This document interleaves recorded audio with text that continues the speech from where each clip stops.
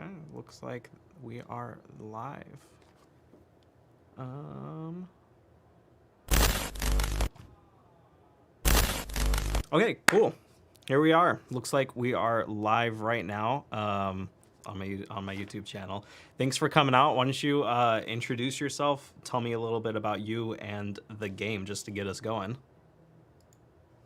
Excellent. I'm Mauricio Garcia. I'm joining from the south of Spain, and I'm the studio director at the Game Kitchen, a small indie game developer company. And we are here because we are going to talk about Alan Board. Yeah, all on board. Now, the reason I wanted to talk to you guys is number one, I love talking to like lots of different devs just to kind of understand a little bit about VR development, game development in general is just fascinating to me, and I think it's fascinating to a lot of people who play the games and also maybe potentially want to get involved in making games themselves. And so, with all on board, I guess tell me a little bit about what all on board is, if you want. Well, Alan Board is a platform. It's not just a game. It's uh, a platform where we want to give every VR gamer out there the possibility to enjoy board gaming, tabletop gaming, with their friends in a way that is as compelling or almost as compelling as in real life. Almost as compelling. Exactly. Yeah. Obviously, there's nothing like getting together with your friends in real life to play a board game, but I think we can get it pretty close, or at least much closer than some of the alternatives that we have these days to play board game digitally. Yeah, for sure, for sure. Playing a board game just on like a flat PC like game with friends, like sure you'll get the fun of playing the game, but you don't get that social interaction with your friends. Now, I personally think Thanks. that in a lot of ways, playing board games in VR is more compelling. I've played Settlers of Catan has a VR board game, and then obviously Demio won Game of the Year last year, if I'm not mistaken. And I love that game, play it all the time with my friends. And in a lot of ways, I think that's playing games like Demio and Catan in VR is better than playing it in real life for a lot of different reasons. I don't know. What do you think It about could that be. versus It could be. real Yeah. life versus in person? Obviously, you are still in a video games, and in video games, you can have like superpowers. You have a computer at your disposal. You can do automatize all the counting, and there are a lot of things that the computer can do for you and makes your life easier.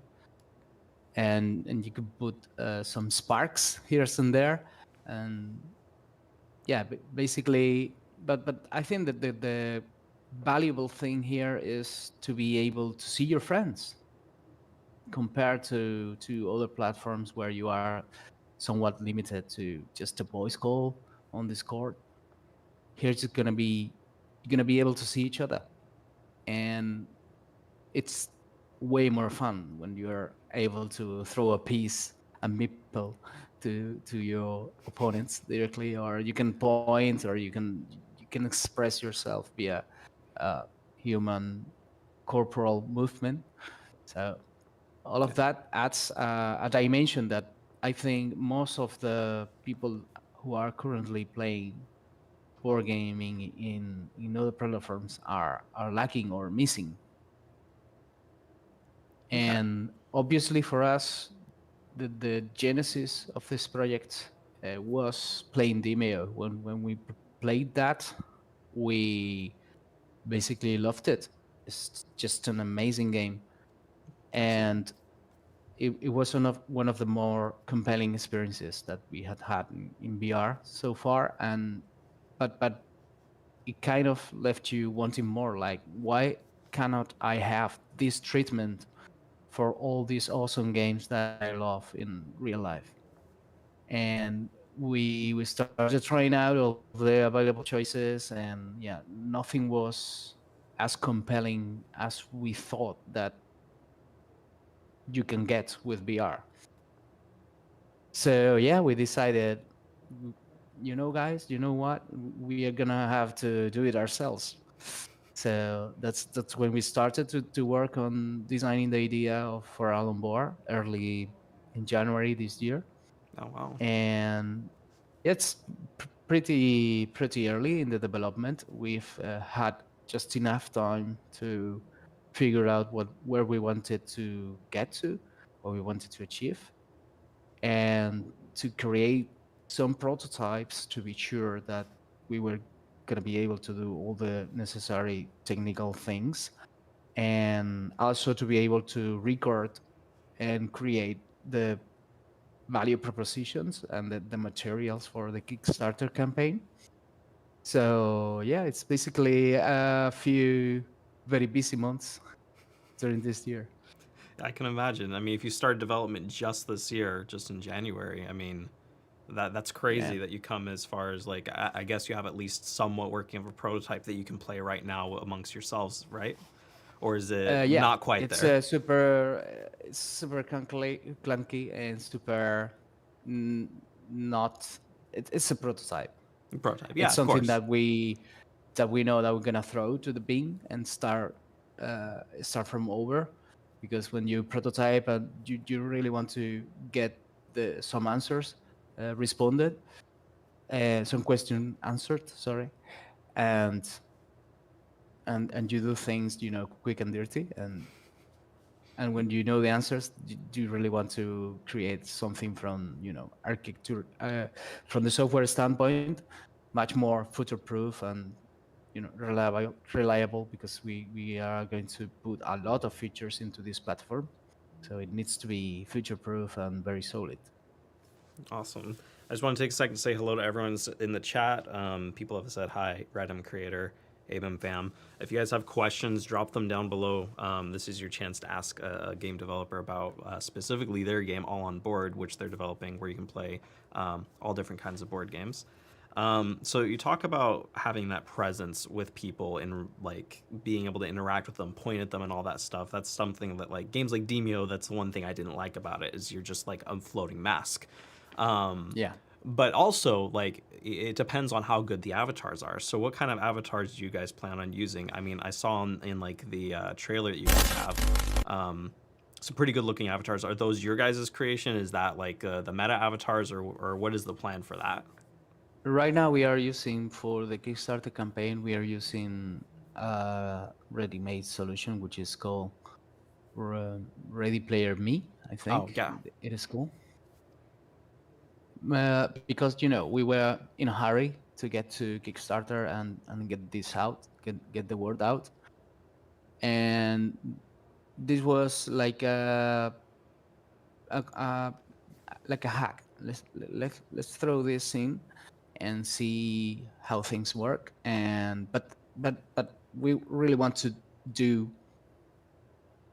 to get the avatar a little bit more than right now we are getting with this ready-made solution, and it's within our spectrum of if we get ambitious, we may end up making our own avatar system, but we will keep an eye to some other avatar systems that we could incorporate. We didn't wanted to use the meta avatars, because then we will lose the ability to launch on other platforms and do cross-platform play, which is something that I think is more valuable. I love the meta avatars and they are really good, but I don't think it's worth, losing cross-platform capabilities. So yeah, we will keep an eye on the different avatar systems that may pop up in the near future, and if there's nothing that complies with all our goals, then we will try to do our own system. Okay, yeah. I definitely like the Ready Player Me avatars. Like that's definitely not a bad choice for avatars to go with. It is not. It is not. Yeah, It's pretty good. yeah. They're pretty fantastic. They're And missing the arms, yeah, and they have a very they don't have much of the torso, but I don't know. I think maybe we can keep the Ready Player Me for a while. Maybe get to version 1.0 with those avatars, and then from there we will see. We when's the sooner we can start working on our own avatar system to Yeah. replace the existing one. Yeah, for sure. I mean, one great thing about using a system like that is then you can have an avatar that's consistent across all the different apps. So I could have a Ready Player Me avatar in VR chat, and then in your game, and then in several other games. So that's why I think they're a great company and great solution. I wish their avatars were a little bit better in some ways, but they're great. It's awesome. So let's talk a little bit more about like the game itself. So like you said, it's not really a game; it's a platform where you'll be able to play all kinds of different board games. Is that going to have like a library of board games? You're going to be able to make your own board games. Why don't you walk me through that a little bit? So the basic pillar of this system is that it's a mod-based platform. Everything will be modable, Moddable, yeah. and once you have that, then mods can come from two sources. One is user-created content, and the other one is officially licensed content that we put into the world.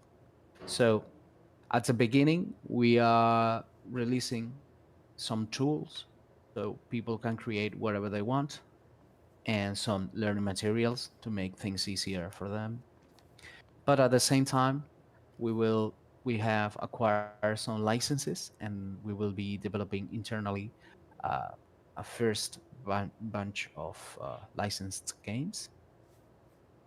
And eventually, maybe 1 or 2 years into the platform being openly available and launched, maybe we can start seeing um board gaming publishers doing these digital versions themselves using our toolset. But right now, we want to control the development of the first batch of licensed titles because at the beginning the tools are not going to be like super stable or whatever. So Yeah. until we get to version 1.0, we will probably do all these the first 20 30 games we will do them ourselves, and then we will open things a little bit. And that means that when we get to that scenario, maybe individuals can get to a point where they can even sell their own mod as a professionally developed, if we that there are some protocols or something to get it approved and it can get out professionally. But the idea is to go little by little. This is a project that we are exploring, and we are giving ourselves almost a decade to be working on. And if people wants to use it, and if the people continue playing it, and it will last many years. For sure. So we will try to get to version 1.0 as fast as possible, and from there we will start adding new features and enhancing the tools, opening the licensed mod store, and obviously supporting all these individuals creating user-based content uh, for free, basically, Yeah. because they love games and they wanna create games that everybody can enjoy. Yeah, the most popular games are always ones that have that user created content nowadays. Look at Yeah. Roblox, Rec Room, specifically for VR chat. All of those platforms are just user generated things, and that's what I think that's the future of gaming and just entertainment in general is just that kind of thing. And so that's why I'm really interested in your game specifically because of that aspect of people being able to create a game and then have it on your platform either for free or selling it or whatever. And I think that's just amazing. Are there any concerns with, let's say, somebody wants to play? I mean, I don't play too many board games, but like Settlers of Catan is one of my all-time favorites. Is there any concerns of people just creating Settlers of Catan and then throwing that on your platform without the permission of Settlers of Catan, or like, is there any concerns along Yeah, with that? obviously we are concerned about this, and because we need the IP owners to keep them happy, so that they license this IP to us, so we can officially bring these games. But I Yeah, think ideal scenario, Settlers of Catan comes officially to your game, right? exactly, yeah, Yeah. that's the ideal scenario, and that's what we are aiming for. The thing is that we are not going to operate the exchange platform. So if you want to do mod, you will have to distribute it yourself somewhere in the internet. We give you the tool to create the mod and to deploy the mod into the headset. But we will not. Uh, I think we our initial idea is not to establish the server where these mods are exchanged. So hopefully, if you do something that you don't really have permission to do, maybe you can keep that, you know, you can distribute it to your friends and keep it somewhat private. And if you decide to do that, then it will be probably a responsibility for that individual creator. And we will, if there's a way that we can live like that for a while until we have like enough leverage and um, until we basically get all the interesting games officially supported into the platform. Okay. Yeah, that sounds amazing. Um, in the chat, I just want to say hi to Lou, Kai. If you guys have questions, drop them down below. Um, one big question I had that I think got answered recently, but last week I was wondering, what about playing like D&D and doing like dungeon campaigns in this? Is that going to be a possibility?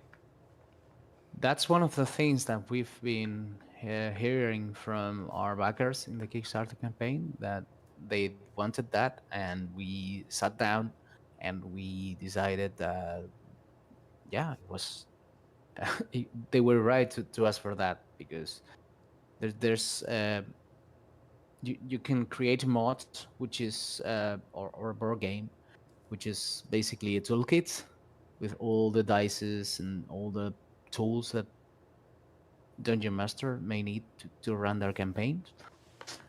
So we added that to the stretch goals, and we are right now we are collecting funds toward that, to unlocking that feature. And I think it's gonna be super awesome when we finally get to secure that stretch goal in the campaign. And after that, what we plan for that feature and for basically all of them, we are going to ask our backers what they want. Like, we're gonna try to lean into them to poll their intentions and what they would like to see, what they are expecting, and work from there. That's it. But that's why we are on Kickstarter. We know this is a project that relies very heavily on user created content, and we need to have, in order to start putting together the platform, we need to have a legion of early supporters to have someone to ask, what do you want, what do you want to see, because we are 20 individuals, and we are not going to be able to come up with all the solutions and all the requirements by ourselves. And all these open platforms, they need to be out in the open, and they need to have a community behind, in order to, for all the nicest ideas and the coolest features to surface, and to get to the developers to develop them. Yeah. So I'm looking at your Kickstarter right now and showing it to the stream, and well done. Kickstarter looks great, by the way, and congratulations on reaching your minimum 25K. Um, Thank you. but to get Dungeons and Dragons, guys, we need what is it, like 8,000 more, 7,500 more. So that's something I think would be really Yeah, cool. Because I played Dungeons and Dragons just once because I've always wanted to try it. I tried it once finally, and I hated it because it was so complicated trying to like figure everything out. And I feel like an automated platform like this would just be a lot easier, more streamlined, because instead of you laying down the pieces or whatever, it's just all done automatically. Well, of course, Dungeons and Dragons does not have pieces, but you know what I mean, right? Um, So Absolutely. that would be something absolutely amazing, I think, to have Dungeons and Dragons in VR in some form. And another thing I And noticed once when we you're have the basic, when oh, we go have the ahead. basic support, yeah, anyone can jump in, download the editor, and use that to create a mod that provides support to other RPG systems. Uh, the good thing about modding is that many times you have to start from scratch. You can just remove things from an existing base and then add some other things, and somehow you ended up having something completely different. And that's something that we want to do with this stretch goal, that provides some basic features for role playing, and then have the community to adapt that to all the different um, systems that are out there for role playing. Yeah. There we go. Just reconnected. I just want to apologize to anyone in the stream if you lost connection for like a split second. There's a heavy thunderstorm going on outside that's been raging all night. Anyways, we're back. Sorry, what were you saying? No, I was saying that I lost you for a minute. Oh, gotcha. Okay, yeah, that's what you were saying. Gotcha. Okay. Well, we're back. I We're apologize for back. that. Thunderstorms in Miami, it can rain and then in 5 minutes it'll stop raining. Um, Not sure how it is in Spain, but Miami, it's crazy. I know over there you're just experiencing tons of heat right now. Right now it's hell. Yeah, I The can't even floor is imagine. lava and everything is lava right now here. Well, at least you work in game development. Just sit at your computer and relax, right? um, one other question I had was about your team that you have working with you right now. Do you guys have a lot of experience working with other games, or were you all just like some modders who decided, hey, let's make a game together? What's kind of background that you guys have? Well, the studio is known for a Metroidvania game that we did in 2019. It's called Blasphemous, Okay. and it did pretty well. It was I think it's about 2 million copies we sold of that game, Wow. and yeah, people really loved it, and it has enabled us to grow from a small group of 8 people when we launched the game to almost 40 now. Most of the people at the studio are working in the sequel, in Blasphemous 2, and since I think since 2017 or something like that, when the first headset, then this new wave of VR headsets started coming out, we've been wanting to get into the VR industry somehow, and but we didn't have the time and the bandwidth to actually do it until very recently.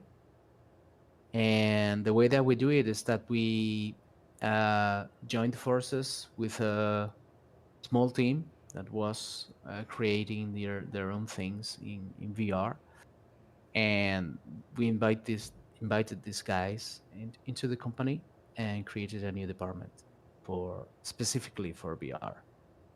And this guys has finished one game already. It's called Escape from Galaxian, and it's gonna be out in September. Okay. And there's a demo out there in SideQuest. If our viewers wanna check out, they can go to SideQuest and download it. Of course. Yeah. It's the reimagination of a classic alien invader type of game. Like you're playing an arcade cabinet from the inside, basically. Oh, okay. Yeah. And yeah, we finished this game. It was it's a very small, simple game, but it was enough to kickstart the department and to figure out all the different things that you need to know from the beginning to the end of VR development. And yeah, immediately afterwards, in January 2022, we started figuring out would be our next project, and we ended up deciding for Alon Board. Well, I for one am very glad you guys decided to develop this kind of game. This is a game I've been hoping and waiting for VR for a long time. This is basically exactly what I hoped would happen: is a game where you could have a platform, where you could have games modded thrown on there, have some licensed game. It's like it's exactly what I think a lot of people want, as well as myself. Um, and I know you're a busy person, so we'll wrap up soon. But I just have one more very important question, which is: will the game have a tilt table option? Because you know in Demio, you said you played that before. The hardest thing with That's playing these kinds of games is you get hunched over and your back hurts. The tilt table option is like the most perfect thing for like these kinds of games. Is that going to be an option? we need to figure it out. I think we're gonna put it, and then maybe give the host the option to disable it, because this is like the pineapple in the pizza. It's a very dividing. It's a very dividing choice. You can have people who loved it and people who absolutely hate it. So I think Makes maybe sense. a toggle in the configuration menu would be the how to keep everyone happy. Makes sense, of course. Of course, you got to figure out how to do that with the avatars and everything. I just thought I'd throw that in there. I love that, having that, just because of how much your back hurts when you're like hunched over with the headset on your face. Anyways, I think what you guys are doing are amazing. I thank you for coming on and chatting with me just for a couple of minutes about your game. If anybody in the chat wants to check it out, their Kickstarter is linked in the description. And share this out if you guys really support this project. Share their trailer with other people, because like I said, if we want to do D&D in VR, we're missing only like a couple more thousands. So how much longer is it in the campaign? Do you know? I think something like 20 days, maybe a little bit less of that. All right, okay, we got time, 17, guys. So like share it out. We maybe. got time, but we got to get that D&D campaign going. Sure, and we have more surprises after that one. So the Okay. sooner Okay. this one gets down, the next one appears. Ooh, interesting, guys. Well, thank you again for coming on. I really appreciate it. Is there anything else you want to Thank say you to for everybody having before me. we close out?